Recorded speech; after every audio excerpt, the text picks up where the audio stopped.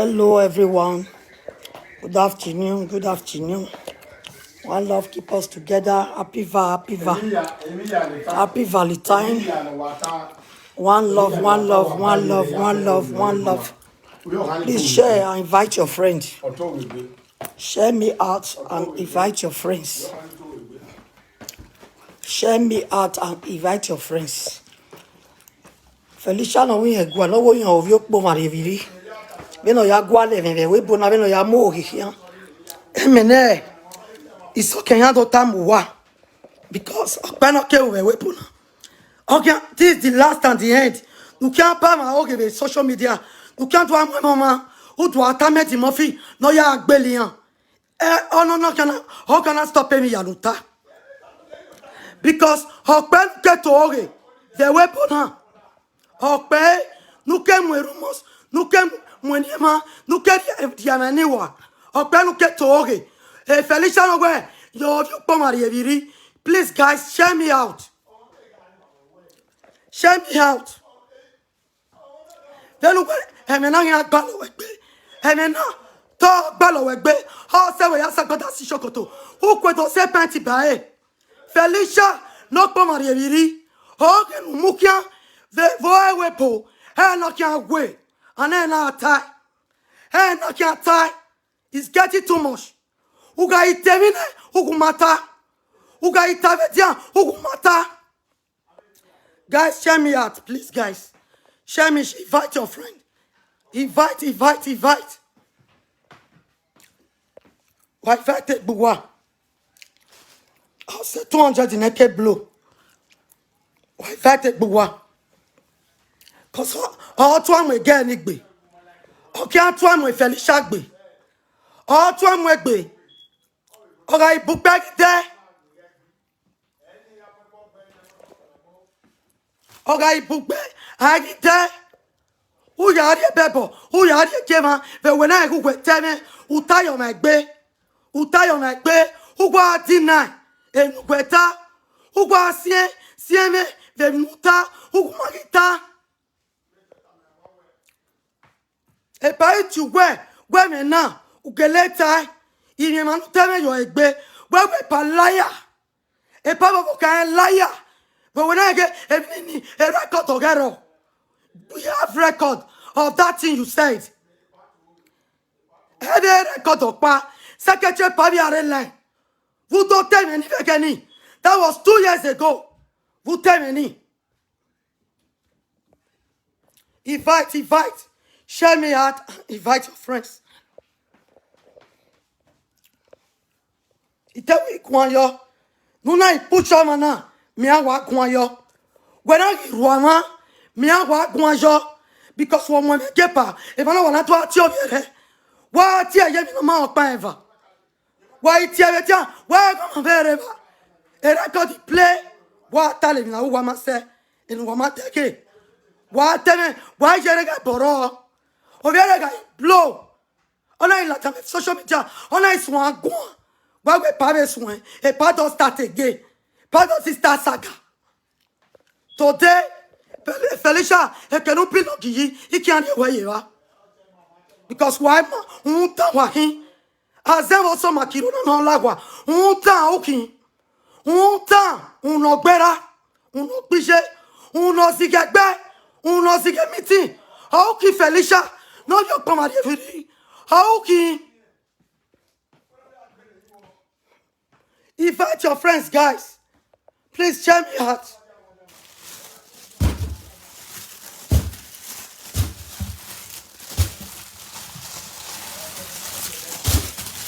Invite your friends. Invite your friends. Invite your friend. Let's get to 200 before I will talk. Please, guys. Please, guys, invite your friends. Why invite Uba? Felicia, Mamu, what you want now? For insulting my husband. He a boy. He boy yeke. He a boy that have me. Uma why me? Una me. When I me a new tribe, huh? You never try it. Invite your friends, guys.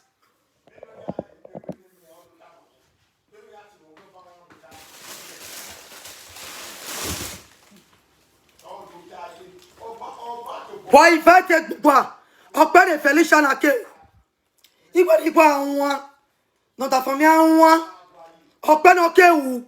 Ve social media na. Nyo to ke je na gbe. Nyo fo what he say. Nyo ka tout le monde live video comment.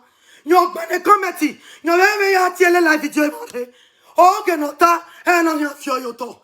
Koso e mi ai bu begi ma. E mi na bu gbe ba gona. Egi ma.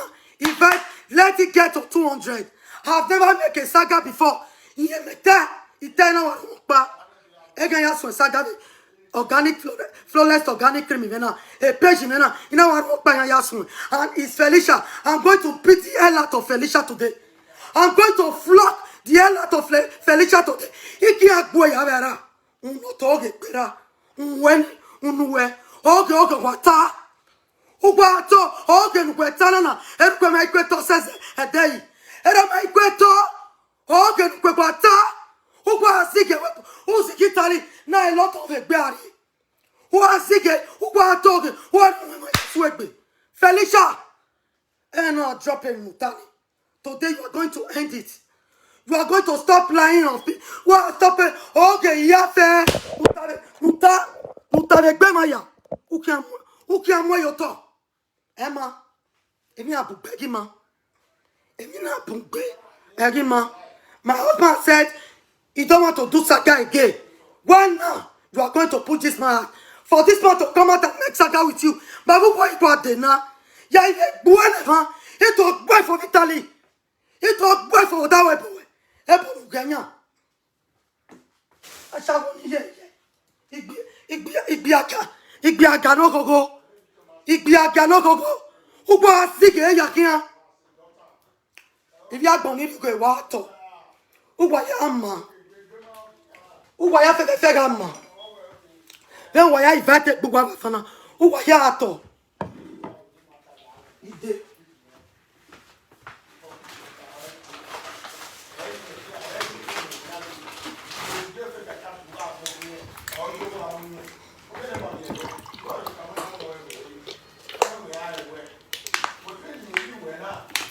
Invite.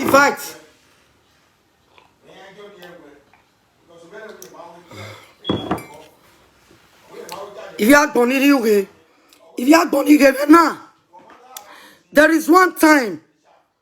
Good afternoon. Wherever you are watching me from, good morning, good afternoon. Why I say me I was Sagana there. Me have way. When we Sagana mat before the way. Yamamu wenere. Then we have a team and more a sack po. If you are going to now, it was 2 years ago when Ameya Wefe, when he would take back on the quarter for social media. In order to go on your vegani, a Japan we get Guajo, all we in love your Korean. And we need on a gelemuana dame. So, what to do a Panawa webopa and Yaji? No, can't water webopa. Only my time and it's okay. What I will do it. Sister Ameya Wefe, a Jemmy Mavoy Waje. My wife what it now. Everyone not set away. You know to have your lawyer. Not to get back €500. Now you're a lawyer. You know to fiete pin here. Now to you translated with money. Now to translated with money because I do ya talovegani. Now to translated with dosh. Now to your lawyer. Lawyer not to more like a court. That was 2020 in Sunu. A lawyer in more like court. Now to bebe gajebo. Yeah, bebe gajebo. So I Japan to ya tia we bogepa. Other way, a slip of Martin. Tia ya no. A saga ya u. Nala na muyoto. And now we set him muyoto.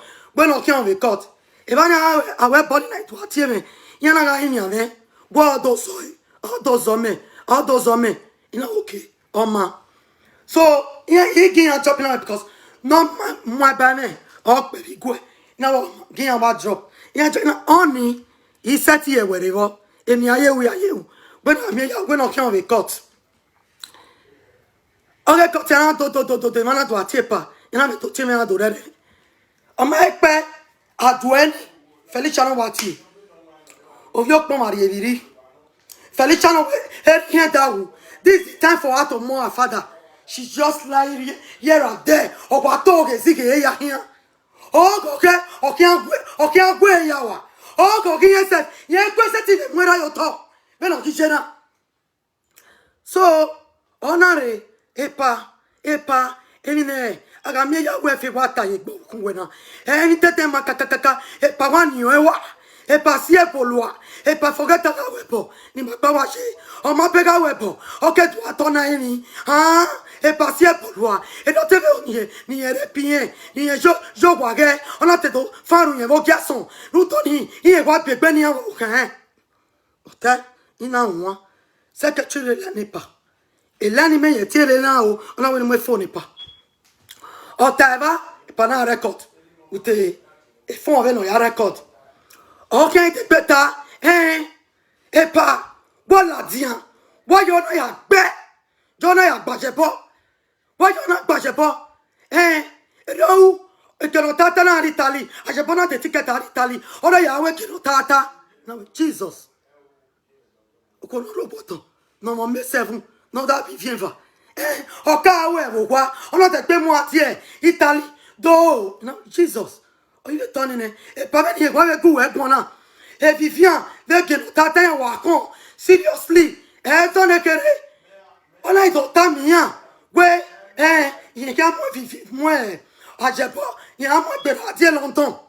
Il y a un vista, j'ai pas, oh, il y a Vivian, il y a un thème, moi, Ajebo, par longtemps, c'est Vivian et Jamie. No, Jesus. But on nous peut t'en oh, we fait ça. Ok, moi, à méga, we fait, à dire longtemps. On va quoi, vivant? Il faut dire, vous m'en pouvez t'en on vivant, on doit éduquer. We serve children. Voquez où ta femme, va où il y est, va où ta fille, il y a qui est ta fille, il y a vraiment bien, à dire, et London. Et bien, là, on va choquer.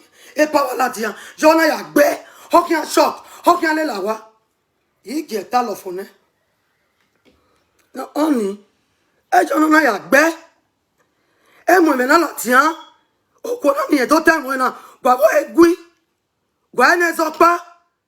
Because when I'm involved au courant. Et là, il y a involved in la vidéo.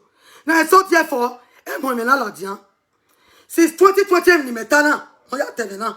Non, si il y a oui, il m'a pas, il m'a Eva. Il m'a pas, il m'a Eva. Il m'a mis ça. On dit, t'es bien, il va gagner. T'as fait un quoi? Il y a un quoi, il tient. J'ai pas eu un quoi, non, et il y a que bé. Avec que notre tata, oui, pas mec bezo. So, il fallait checker où tirer. Non, on doit tirer, on doit signer au second, hein. Il y a un autre anime, oh, ouais. Non, on lui a souhaité avec la life, don't do that. Non, il m'a dit, écoute, ouais, la famille n'a que les gars, ouais, on m'entend. Il m'a dit que, et maintenant, de là, dans les social media, ma délaisse chante, ma cuillère chante, mon, on a d'autres questions qui rêvent, ou on a d'autres questions qui mon. On a été m'aider, on va tirer fond, et on a tiré pas, et font des paris par là, on va tirer fond, lui, maman, quand il y a rien, tu me l'as mogou, quand tiens, quand on fait les chavoris, et pas vous, la gueule me font des pas et pas busy au weli, me font des pas. Non, ils savent me font des pas, working, enfin, il y a des le tamin, non, comme, goumé mouné. Et là, dans mon pas, sorry for my voice. When I shout a little bit, my voice will get cracked. A voice is more tight. So let me drink more water. So that, you may not tell me if I shout with social media now. Mawa.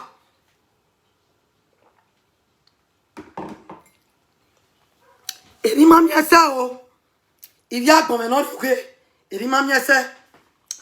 Fuck, sous nous, it was last week. Last week, Saturday, on avait tiré Sunday. Et pas, et rien from Victor. Guagbi, il y avait live vidéo. Et rien from Victor. Ouais, il y a d'autres même, ouais. Et rien from Victor. Ouais, il y a d'autres non. Il y a un bouli, il y avait live vidéo. Et pas, ouais, c'est un voice message, il m'a battu avec un. Ouais, c'est un et Frankia. Pendant, il m'a fait des voice message, il m'a pas. Il m'a dit voice message, il m'a pas. Il faut vous dire, il va gagner. Avant qu'il y ait des personnes qui tuent, on va arriver. Il m'a fait des vidéos, il m'a pas. Nous, il y a des more than 2 years now. À matin, maman. Oh, oh, et pas, il y a la vidéo, et pas, voilà, dans un nouveau, oh, tu es Frank Victor. Pendant, when you are cat the message, Nene, audio, ni a warro. I'm not going to read any comment. I want to go straight to my points. No why? Oh man, oriyawe bona. Emani, tie live video presenter siya. Ya destroy man. Everyone to time wa. So, pendant il m'a send a message rock perhaps. If one walking, m'a send a message rock perhaps. Ah. Pendant voki sunu, away from Fito. Wa go, or yeni go. Wa jene gonna tata go. Yam yari bebo gien. E paladian. Oh, try to stop it from Vito. E panai tamewa. E mina no gele kuona. We ma gele ta. E pa. O se na ti na. Ni en no ta said any voice.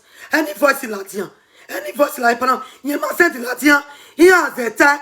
Iya muyoto. Yamana me voice pe. O wa wi we pe show. E de from Vito latian. Ni ya we pe show. Ni ya we pe show. Pana o to bon latian. Ya we pe show. E mi ro pa pe. E mo bi o ran ya tava. So we shwankulu. We wa kudan. Yahweh, forget about the near social media. There is no voice. Ne Frank talking on la dia. Because you must send the voice gamaropa. If we precisely via you will be tapping, you must send the voice gear. So give your time near ta. When my voice in ever, or we are not voice, you might find out that we italogy, a patcha no stop a pala. Oh, ik ben nou. Felicia do. Nu ben nou sona. Ben nou talo yana. Ben nou tawe ne pa ya Frank Victor. No ya stop a live video. E no kata, no jime ba. Bejo nu. E ya tana. Ogwepa. E para no we. But we tete keni but. Ye mata la dia. E pani ya ta ma we. E pageni ya ta. O uni. O jime de conversation ya wa. Felicia. Eruyata. Felicia gebe no jata ou etan voya ye bebo gewa voya mo ebo wa Felicia ou vi omo kian abi e me fa no we fiokani we ma follow yan we ma follow e me fa no we fiokani na we so Felicia gebe no ja itae so na we la e pa di conversation di enemy la wo ko ekpe e se de gewa pa oni en voya buli na oni en ya chatini na e para in sente avoki e sente ana tona ipome pa e pa wese gunya gwe Frank kwa wa buli yen gunya gwe Frank kwa ha ke no tata ya wa ti yen e pana wa ye ga ti yan pa ma ti pana e we di something o pa ma gwa ke to ade he have been using phone to disturb this house oh ye phone disturb o wana e pa lao e pa gume stop e so they went to go and call my godfather not even to go yo honey na to go na e pa e me go ki make you set it deceive we pa for so now first message now gwima mama said anybody walk e ma be ataloma e ma no be ataloge age from Victor you know what so a conversation with gwima but I make bad send anybody I know we tell what that send the lad or that gwina na kona am gwina kwa so we Felicia go. Get what they call. He go ye di call. Call he go yo. Call pala. E pa gwen go Frank Victor go. E pa gwen go fie precisely fie yo go. Gwen wona na e pala. E no de. E we know what ta. No de. No wa kaka bo bale me wo ge Felicia. E pa mo fo ye explica. Baba lao ti Frank e pa e gbegirin e ori ki gwen e mu na shenana ni a to gwen vi mu na ni e wa de mo aruto e mari e sin baba lao gwen ti Frank gwen lao ti Frank no stop e ori ki e pana we drop mu na ki aku e vi mu na ya ti e Frank pana ya busy o ipe pana wa je gwen wa ti Frank you know your life na my drop Pana to go Frank lao mo me na yo to mu yo to ona e pa yen like pana mo speakari ona mo yo pana ya gwe no mo me na yo to no egwe wo rute gi no tata no egwe okwo ni rogodo why Frank was even saying it on a live way e pa when oge gi no tata when o ya vempo when o ta fan ya vempo in Nigeria when o ya ve when o ya in Nigeria when o ya ve in yo wa I'm drinking water because of my crack voice. Because even now, in your water, when I have day. Oh, eh? Give a magita when I have the pebble. Because who can ne Jota, who not take a woman making when no, ya Sani, or Mamma. No, I so well, he said when no, or Mamma. Your life on this social media is getting too much. Of what people now? Of people so, pendant que le dossier Frank was not there, she was called, she was at work on now. No, I don't want you to talk on this live video. Oh, comment Felicia qui? Il m'a appelé, il m'a avec son. Felicia, où est gâteau ta famille? When I is talking, où est gâteau ta famille? Vision ma bahin, yare man, but had your VJ for it did go with saga. Ne Frankie Uni, ne Kereno. I'm coming for saga. Utieme yo abi. Utieme yo. Ogo panu tanu de. Where I yemiomo. Yeah. Rita. That ije toyage. Oh, yeah, not Jonah. That heritate. Only the record, not the one of the tona. Kenije. So there you work again, Yagbo. So where you expected where Ijon Ave Yafe no gige. I don't wound. I don't give oh, my or the Magdakugwe. I don't want to wear. But I don't know. Utono Matona. Muja. Who are you done Monica? Humanity Atame. Felicia. Allah. Erano Rayon. What's your women? Oh, where are two women? I'm going to say. Now go. Okay, me what I say. I'm like broker. I'm Mr. Flawless Organic Cream. If I don't go, oh, where is it? I'm going to water my way. Only two more article. Like another get. This is my own. Again, what's your Monica? Ya do pe ya ba gbon na. Imi ado gbugbo e. Felicia. You tell me Monica ya fe do gbugbo e. Felicia. You want to go liko eya. Liko e Europe ya. Felicia. Felicia. Felicia. Ye ya ari pegu e. Ibi agba no nuke o. Igbe ti ateme na mi ami oto e. Eke na si meri. Wa igwa si me. Baga ibe kwesi adi mo fi. What's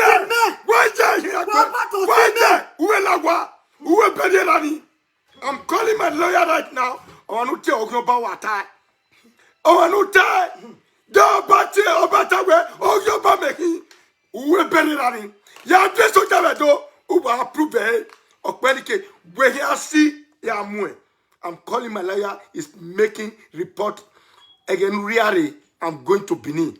Ou a do tamame e kino banati mo gyomba manata ou edonu manata we iwe saga erani umeyo call that person erani that is what they did last year on our we last year even oh what that be una ama we iwe saga you don't want anymore e no want he are peace joy we no gwiye we no mo ezoyoto no ri akon ye we no mo ezoyoto when you are vasunu ni ta débat et pendant que les Franfito là no kwoni e ma be kwani yogwa no ya 20 yogwa pendant o mayen ni gata na ni beta mo money one no dia débat na we slippers viens fallait chaque o mo maile wa kunye ni mo fi na record la dia ina me do gwe go fada me go no record ni gelero baba na Ariel la dia Ariel, because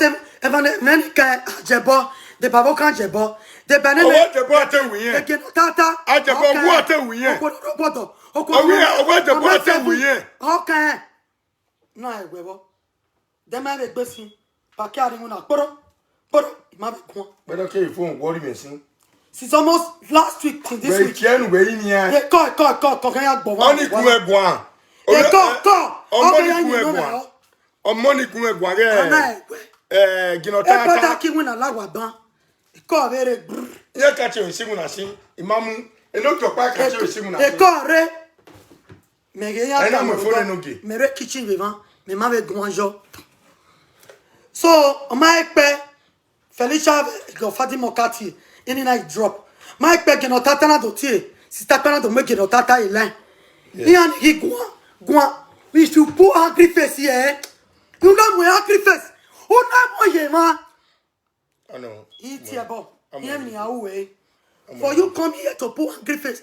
When I finish my life, I will block you off. Yeah, I'll block you away. He see you away when he is met his ear boy. Joke your la. Okay, ya. Only not better. Vos yoga fanare. Get tata viere. Orele. Ona mo sister pa ile. Iana tell him. Iana gita. So on away. Room debo. Ogele time here. But you must send a gift from Victor. You must very give here, yo. But the Felicia Ogeleta, you feel wow, Felicia Yatama. No Yatama, if here yo, if Frank Victor, but am I? What our first message if you he send on a first message Gelero. But you must send a Jomaropa. You must send a first message Jomaropa. Hey, Stana Wion. On me met sur les paris d'Ota, et pointe ça, Konawa, et pas manquer les maintenant. Et père va faire, et bien sous nous. So il fallait chaque fois rien. Fallait chaque, tonton n'a mais pas, oh, pas lien. Wa go ve talome, il m'avait né. So vous qui nana, pendant que ma on wa gui. Savez, on vient ouais pas, ni avait fait chaque barin. Et on a cette ouais maintenant indoor. Yema on y est saga, on y est doit les tata toto, les social media. But you know set to a wegbe. Gino tata, gwela, nyega me Felicia yelen. E gino tata na metame pawe. Nye kate Felicia sin, ge gweba etami na pa. Ogwa sin ya, maka wi yen pa bo. Pana rute bo yen tori. Felicia gele tami yen. But nyega mo yelen. Yan gwe gwan, no yin gwa. Gwa ye bebo gie. Gwa set to a wegbe. Sana woman paru dawe nye ya wegbe mo ye line ana wa mu no gbera na ye line uno gbera no gbise ni se wa tete yi ni se ale yi gwi wa agboyin mo amu ye ya ba fe yi yen wera to ya ti lo la video amu we ya ti lo ya we ona kele tie o ona kele tie Felicia. This time I have not even speak ma bonjour cause ma avec any mari. Quand il me y a qui ware ban ma il la dia. Ina to jere il me ma fi sign. Felicia. Harry school. O salo pa we era wu. Adi we August April lo wa. April lo wa. Ma ke kotu ke ya ma ya kon. So eri ma mi ese. Ke kotu ke ya e ma ya kon. U ya bion yin we me na we tie. Il y a bon on de.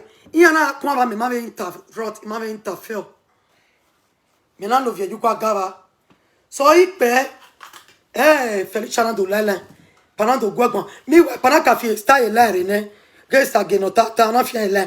On a guagouan zéro vigé. Non, vigé, mais. Moi, que t'as la gueule, non. Quand tu m'as envoyé, nous y a ta main. Bon, oui, va sortir te dire, marié là, dire. Oh, mental là. Des fois, si y a un guéléro, viens nous think.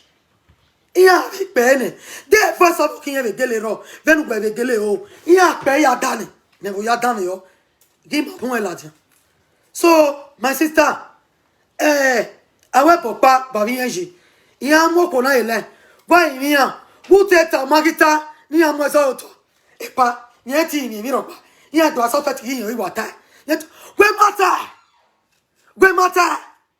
Wata we uteta. Magita, na moi ça toi. Ni a bien bébore. On a wa mapa moi. Mais guardando io ireva se pana moi il ya e mama ni tu gbele ona ido agwon pana de gbele nana veno ka nana me e geno tata e record diro geno tata na te e papa be no ge ya wa ye ne bully non stop pana yen se ti pe o devo ruto vie bo pani avo egba iki mai pana me Felicia ile yangi gwa pana italo okay pa temo pa Ogwe pa utoge jinegbe ina pos. You know, I don't like it. Vraiment, nous gwe mudiana, vraiment, nous gwe binana, vraiment, nous gwe vraiment. Vraiment, nous gwe tia, on vient we powe. On va toi tu gwe on ori. Le téléphone gwe. Gwe tu ya mu live video.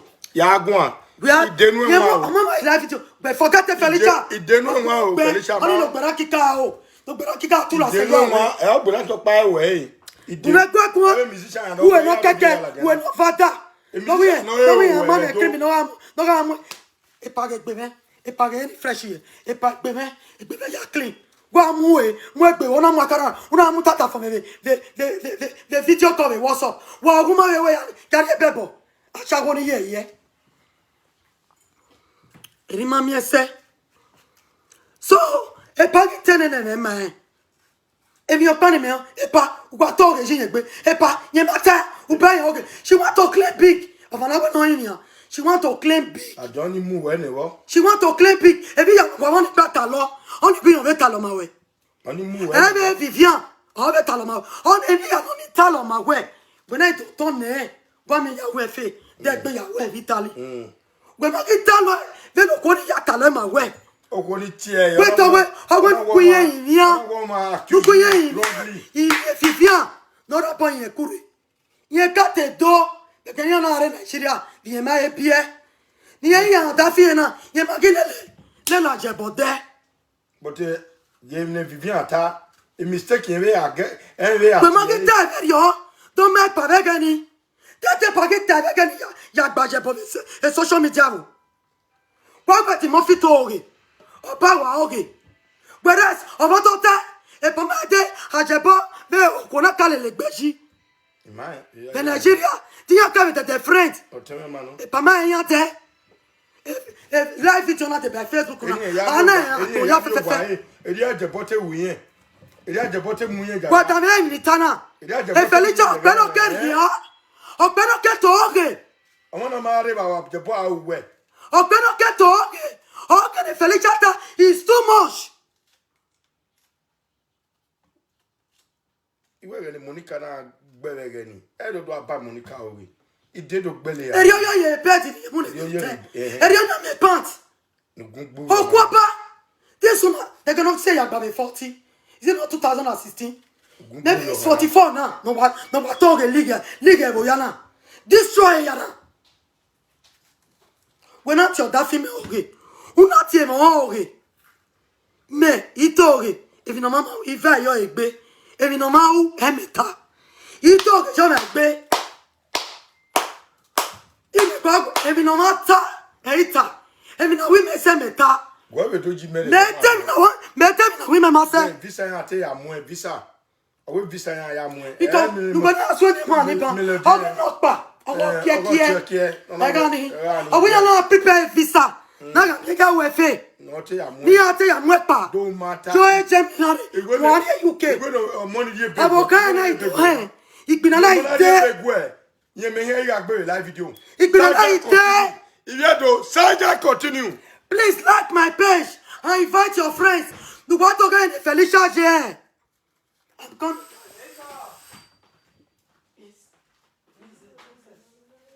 Who's this going on? Jackson, welcome. What Joa? Hey. Any man can say, if you are coming on you, and yeah, I keep no lama wa. And yeah, I keep no lama wa. And can over the patio, man. But what? Oh, yes, he gets everyone. I'm here live video. Oh, yeah, oh, you equal to tomorrow. You're busy, right? Make it go on Felisa. Why are the boy, Felisa? Of your comedy, when Noah, in a pool, you guys to talk. Mita. You know, my mama, law, Wagari, say, in a Google, in a Google, where you where you get big people in a row. Oh, you're not back by your mouth. Oh, you're not a 50 couple of no, you're not here, your mouth. Very dirty person. No lamo wa. Me de mu e ni le gbin ya. Ero ya re o. Tu o ni fe gbo ya kana. Ibe pejo. Oga. Ogire. Igba be ka t-shirt momo. Igba be ka t-shirt momo. Mama ma ri. Okay, wa gele le bai. Ina ri ne. Ike ko re better. Anyo ya no repa. Okona na ya celebrate birthday. Owe there on ya bien.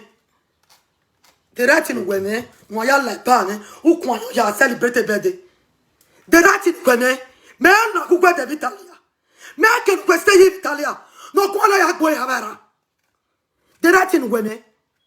Una mwime la live video. Mo ta fome la live video. Ugwi matoge yo wegbe. Felicia, wega ki matoge yo wegbe. Ya de bebore.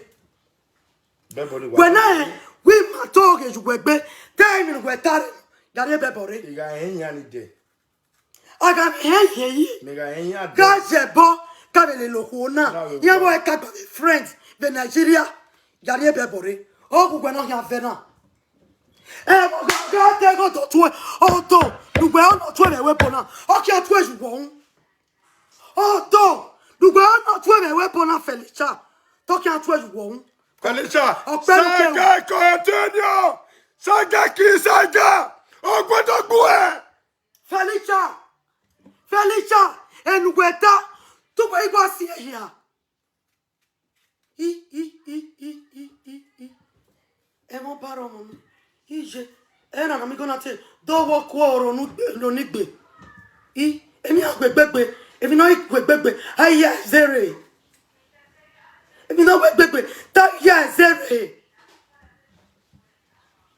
Jesus From Victor no de na ti obi ohani oyime you get cry yesterday you cannot even eat waiting dia to kwani mutia ni to ku we ni win pa oriogi kwene okay gwegi egugwe mata ubiagi tie papa no bone pa ya tie le frafito gwegi egugwe mata uma opa uma eva we got it since last week okay disturb our because atie pa ori video la bien koko kenon mama oyan ati omo ifun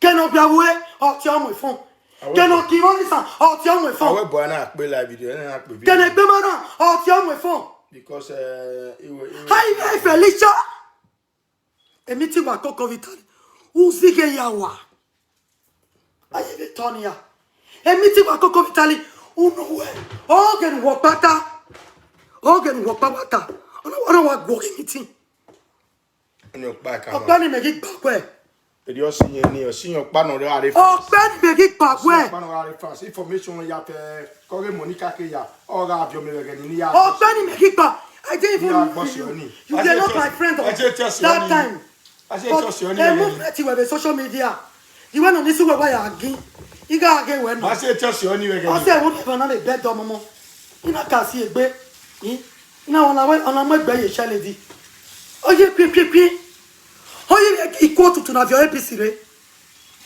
ina se gba do le gbiyan yi ina keke ina gbe no gbo do le gbo yi wa we no laja e ba tutu ere siti ori awon ni saya oye no lo isef jare mi amu mi no mure ori agbo han wa ori agbo han ma wa tete wa Felicia e ki ajo go ka kinoro ipele ye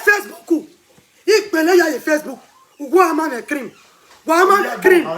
Uki ama me cream. E cream no swap of yogo me. O bio no swap. Ave mu la ja una do ate na la o. E yare ma. Na la o. Ya jo vie ya la diana. E yare ma. Do ma sunu Felicia. Ni we ya wa o. Do sunu. Iwe ya gulo yo wa. E cream na ba. E mu kola wala jare cream. Felicia godo gbo wa fana. Idenu enwa o. Cream e mu kola la dia. Ten na gi me branch ma be Lekki. We have our branch in Lekki. Lekki is a bon. Eko. Ogi se push me ro kuna. Ogi se ruame gome. Ogi se push gome. 80,000 ye gbe yobo. 80,000. Ogi se ruame gome. Ona ya ruame si. Obe me si no to chef makove. Money, you gonna suppose money that I spend in my organic cream. Not suppose no check money. No suppose don't say 2 million. Maintenant le 3 point something quoi. Ba me Felicia. Ici maintenant il y a total lesson de Nigeria. Rodime Felicia. Oh quoi? Boy avara. Felicia, le maître pour be Facebook kuna. Ni ça kan we. When you talking. Ah wo gbe idene won. Le maître pour we. Ni je wa man ça jouer. When you talking. Ko wa ke ya na gbe. We feel boy now. Wow, for you take family now. Where family? Ama we go ogunage. Ama egu we. Ama we go ogunage. Where family na kama egu we go. Mama gbeke we ne. Mama Ane tell ma so na February 14th. Who ya market? Wanje heyak boy. February 14th. Wanje. Aso ane me na. E set it that. Wanje. Ti lu lati amagbo. Ti lu lati amagbo. The social media who do ta magbo we. Gele ta. U tie pa. O yin ya. U tie pa gele ta. Ko so panu ke to oge. Panu ke to. Ọmọ na chere yori. Ọmọ na to oge yo egbe. Ọmọ na chere yo. Ami anu ma to oge yo egbe. Ọkùnrin alẹ́ nọkọ ẹyẹ kí alẹ́ ẹyẹ náà fi kú kí alẹ́. Ami anu ma to oge yo egbe. Back a family now. For even you to go to life. A life video now how I can wear. Mato oge ala. That's what we call a life video. A life video ni that I can wear. O mi won. A life video. Ah so na ya fi ya je meji jimina. A life video ni. A life video. A life video ni. Amana ya kan we tan. E ti me sokin. When I can yeah, more you walk. If you wave, where? Yeah, is it for a khaki? Yeah, not by appear the Friday. Yeah, appear next week. Yeah, next month. Yeah, the Kotico woman. Maybe Jimuna.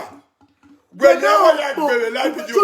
When I can, when you are talking, I can't be reckoning. Well, don't go family. Breaking out, Nissa. What is that here? It's an affair where. What boy? One that's why I'm here. One for Rebecca family now. Go first in error. If I see to borrow matter.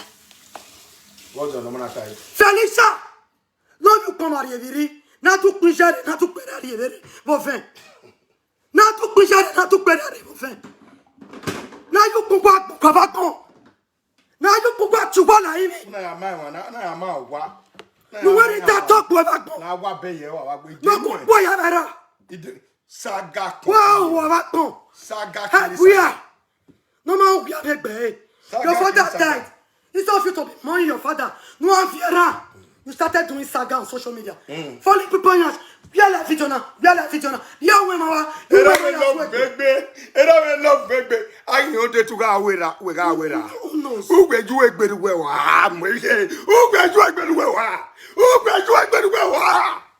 Felicia, I'm coming for you. Yeah, saga continue. Felicia, oh mamma, already my back cool. Una way, a family in a bow. You talking your way, Felicia. Felicia, if you saw not all of my genota, if you not take back way. When you may go can wear, or Konurie, Epa, or Konica Papa, or Konurio Quasurie. Where am I? Felicia, wa ba okay. Felicia, wa ba okay. We said nobody should. But bad here, Felicia, wa ba okay. Bad here, Felicia, wa ba okay. Ma ìdẹnu wọn jìnnà tó tá tó bu ẹ wọn. Ẹ bọ̀ wẹ́ kankan wẹ́ ni. Ọ̀rọ̀ tó wá gbó ẹ. Wẹ́ kùn ọ̀nù báyọ̀ wẹ́ bọ̀ rè. Ọmọ wẹ́nu lè lọ pé. Ẹ tó kẹ́ ẹ bọ̀ à. Ọmọ wẹ́nu lè lọ pé tàkì Felicia. Ní ọkọ̀ gbọ́ yà bẹ̀rẹ̀. Ọkọ̀ náà wọ́n bá bọ̀ ṣe láìláì. Ọmọ mi hó wẹ̀ wọ́dọ̀. Ìrí hó wẹ̀ wọ́dọ̀. Ayọ̀ hó wẹ̀ wọ̀ padà. Uyẹ kúẹ́kúẹ́. Bẹ́ẹ̀ ni wẹ̀ wá jẹ́ ẹ náà. Ukawe gbasa ukawe do dekwe bo. Ujebe ro gwe bo Felicia. Ujebe we kanya. Felicia. A ge emani o etin a o wa. Uwa me ya o ne muse ga ko te o no we. Ko te no to fanya we mo jase. Ina wo ka me. Ya che wa te me no ma wa gbon. Felicia. Ori ora. Afama. Felicia the liar. Felicia the betrayer. Tokula, liar, bunch of liar. Oh, Runiawa. In Lubeta, the 2020 man, Umarita. You record it, yeah, me record it, yeah, de la jam. Umarita, Felicia. Umarita.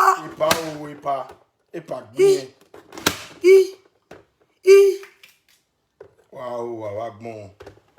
We tell you saga no where wakala dem live video wado saga social media president the king of saga ogun agbo. Thank you, Paprita. Thank you. Opa akpoko we mafia. Opa so kuyan. Girl, nous avez vu formation mais Jesus. vous avez vu formation mais on a de like be Monica ou que be Monica ba on a de like bibier. De Monica ti est parti. OK pas. Quoi tu me ta maman? Oui, a do. Quoi tu vas stopper Monica? Yeah, was stop be. Quoi tu es parti? Tu parti pas. You know where papa when police. Police when police. If you do with Monica we can again. Yeah, what stopper pas. Et papa ti est ta maman est parti na. Vocation à Monica maman. Erativo. Et pas na Monica when elle est parti. Nous Monica to boe. Monica no qui aussi oi. Ah, qui aussi ben. That is not my problem. My problem is Monica Manage Johanna Yatogi. It's too much. Okay, ya Uge Utogo. Mama when look at aquí.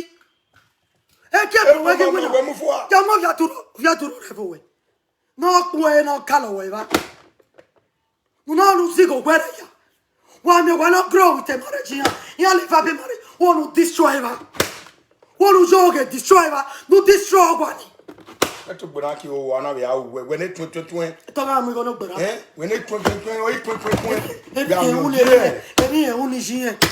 No ya po wa ugwe kworo. Bati yen bo wa. Ogwemwe 500,000 dodo mais il y a d'autres go here do tolo da fi mede e ma tamo ini kono ya do be bobizwa wa gbe o wa o we bekun lai ya ni na o gwa no bo utoge uga sige ya agami no social media nobody knows can me kede ma pota. Où t'avais tiens, où t'es là, où couillant quoi, où t'es là pas, où quoi quoi. Walk pas, nous est quoi, où tu vois qui quiet, nous y a-t-il quoi, how nous est pas mon. Ben ok to ori. Ga ta me Felicia na ma we. Na we kana, e ya we ba na. E ba na, kana. Kana no e ke na. Na ye ko tutu na filo ko e pisina. Na ye na. Gata moi ma wena. On tana ma ke on zero, on ogbera, on ogbije. On ogbeletien. Very useless to my be. Ba ke gbo, wa to aye me ho, so le be wo wa ke. Wa so le be. Oh okay. Favito agbiyan wa, yen ma ye ba si, odo agbiyan, e pa yen wa wu, yen lo se yen, e pa la, gbiyan ti e. Gwe magita gen gwe tap. Utawe gen otat yana ini ai. Why you not begging a pa to call Frank? Why going a pa not say Frank Victor? Mata. E yo ya yan won ni ti e okuna no wa ti okuni no re London. Wona no re London. Owo wa gbin e wo do wo kan pe me na ni e. Okuni no re London agbaika. If I'm telling you guys this thing, you say maybe your name is Saga, but again not talk it. I'll talk it. Remember, nobody should call me.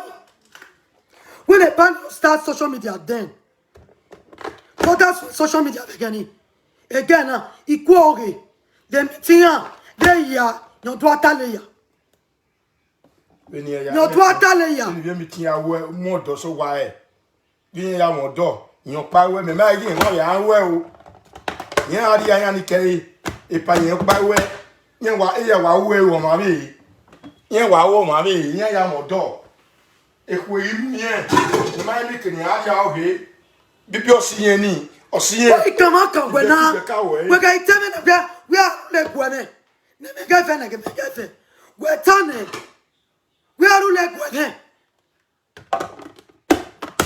Veru veta tiens, heru vetia ma ya kamia. O si on France, me on we there. Have information and ga tani. Jessica, Jenny ateledi ni France. Emi ya ni ga tani yo agun egun. O egun egun we pa That's my second.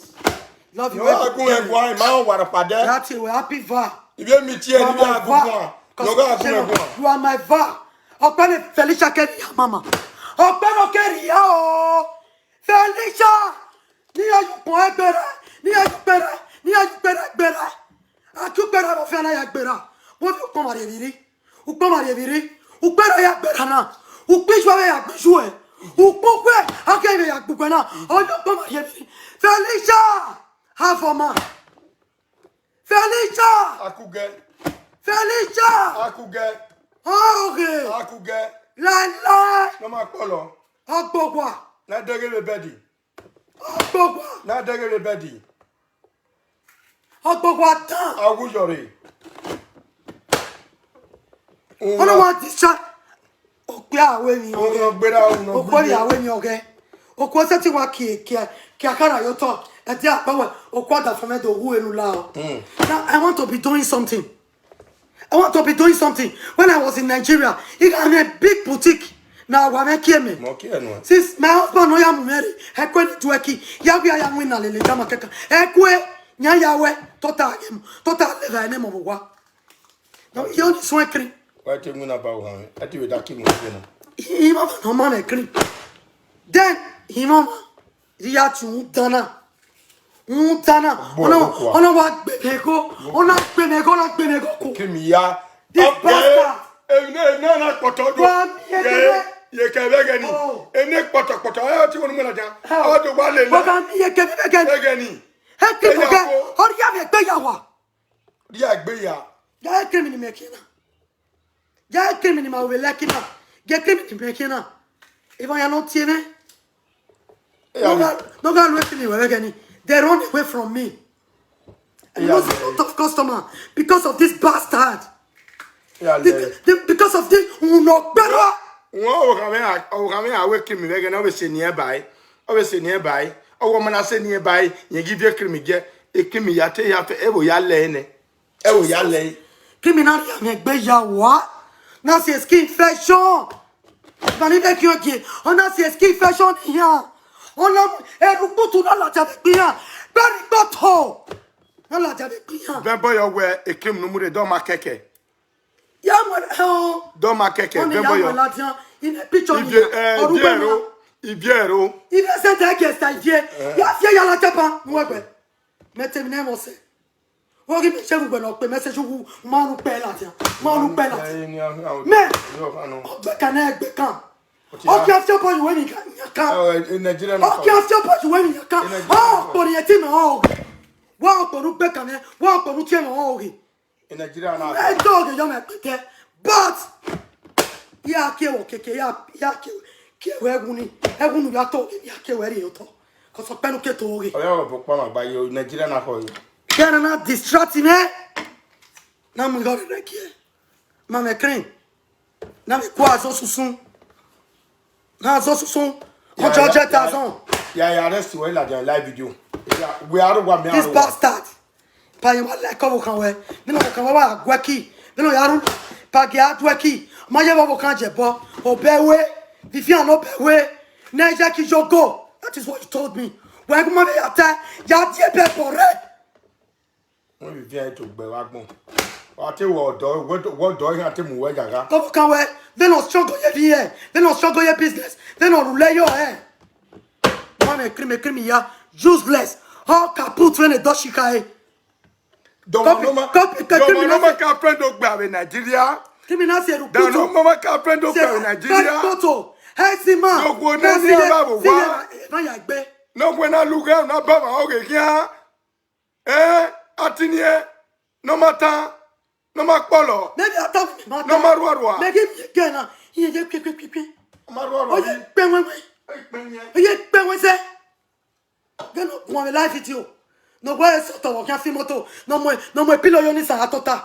Wa ru moto. O be to agwen na magun. No mo pilo yo ni sa atota mi moto.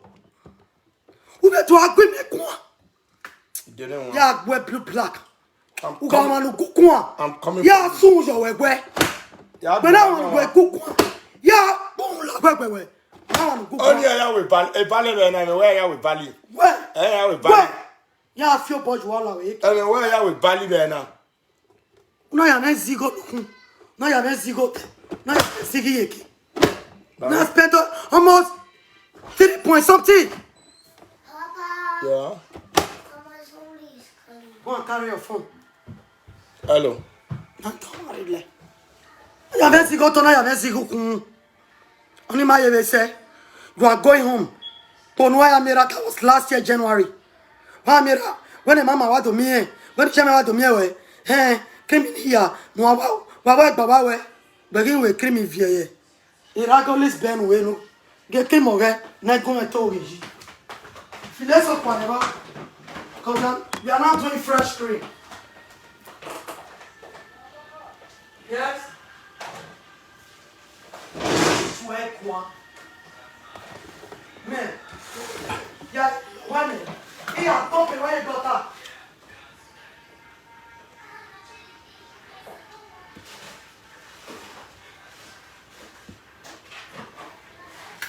Ya bele láti me. Ya bele láti. No working hard. Imam ya fwa. Ben Ketori. Ben Ketori. Hey Tori, man. Hey, time I went away. Why in Madani? Why in Yan Gefo? Why in Yan? Why in Yan? Oh, what do you? Oh, what do you? It was say. But you wouldn't want a big way. Or you big one with bog boy. Oh, my bog boy, do I? Secretary. Secretary. Again, Felicia na Gua. Again, not here, eh? I took a line. Again, Felicia na Gua, okay. Okay, you know, Tata.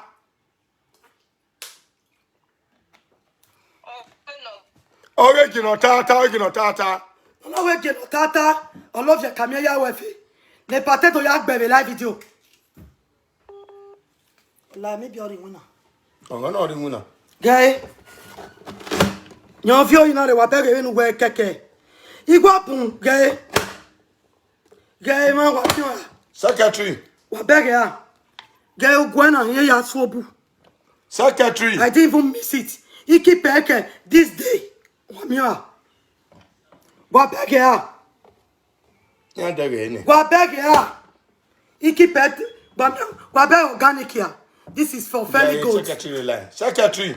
Mia, wa be nu gwe keke. Hello, Papa. Eh? Where you met? Oh, he met like when you where we met what home. Nyo be mutnare. Yeah. For kicks. Gumelo hey ya so bi. No, ya do picture o bi no na call one tare ni secretary ni o ma ko be ni papa. Okay, na ya post picture review which me so no do alele no lele ivie gbuwe all those kind of stuff. Any you aware move because you know not supposed to do that. You love it anyway, but when Yeah. love her. So, if you are born okay. Ni mo ye go wa gwana. Ozan me go kwa. Eni ke pa ya pole ya kwa. Ono na we fie fua. Wa mi opa e mu kono wa ro. No wa gwe. I snap down this my phone. I will bring it out. Wage no ma. Then no ma ya use on my. Emi ya na ma wo hin na sile ya. Na we go jakanti yen. Ina go jo akanti. The 100,000 euro. The 200,000. The 400,000. Na vie mi no keke. Eri ya post. Eri ya paki go ye get na account. Na vie mi no keke na vie go gan mi. On me no ma ba gbon. On ka we business ki bo wa. On ka wa tu ki. Bo wa ri o gbe ba ya no. On no tu ki. Ka ki. Wọ́n àìdọ̀lẹ́ lọ́dẹ̀ so mama like ẹ̀kí ní kò dọ́ wẹ́ o yẹn máa ń dọ́ ẹ̀kí ẹ̀mú rẹ̀ náà yẹn gáàrí inú ẹ̀ ẹ̀nà tẹ̀ pẹ́blo ìkẹ́wẹ̀ sùn gáàrí kìnnà ibẹ̀ yẹn ọ̀nìyàn sùn wọn gúnmẹ́ kọ́ sùn wọn níbẹ̀ yà mẹ́rin ní ìwẹ̀ dí agbé ọ̀dọ́ yà tiẹ̀ náà wẹ̀ òbí àwẹ̀ pọ̀pẹ́ yàn yìí òyìn mi ọ̀wọ̀ wẹ̀ rí life ní débẹ̀ náà Felicia Now here ti oni. Man ni balama. Ni gba go. Ai mama mi na ipo ba ka hon. Well, get my way. Now fi mi no keke. O te mo be ti e, won mo be ti e. Now fi mi no keke na fi ogun. Ina yan te me no gun ti e. Now ti e si ta no fi ogun me. Nee. Mama preserve yo. Mama preserve yo. Jaga a lot of. No re. Et la part de body, skin infection of the body yagbe. All la loy. Mama preserve yeni. E yagbe me ba. Mama preserve yo. People that use it, they always testify. They go well libera. When I'm here, he might polish it, a lot of people may violate. Mario, what we want tell them, give them their number. One pick a report. We only a carbon glow being a kelado. He were never. In me, 1 era. In me, 1 cent. In me, ayo. Not so go quoi. Mazeledian. Ute water. Tewe mutem kiria. But to Sabama Quayo way. Utewa nutek be me caria. Sabama Quayo. Tewe nusimeti Kina. O Salapa Marotuku. Ni mawe we bege. O Maquayo way. Who vient pour pas avec pas Where? Where to be live video. Wa live video. Oriane beya wa. Wa live video ma. They no vedia come wa. Ona vedia get customer ya wa. Ma kwe. Iga begian. Ina iga down toge. A lot of people know what I'm saying. I can use 5 people to testify for a minute, but I don't want to call their name. Don't want to mention their name on this live video.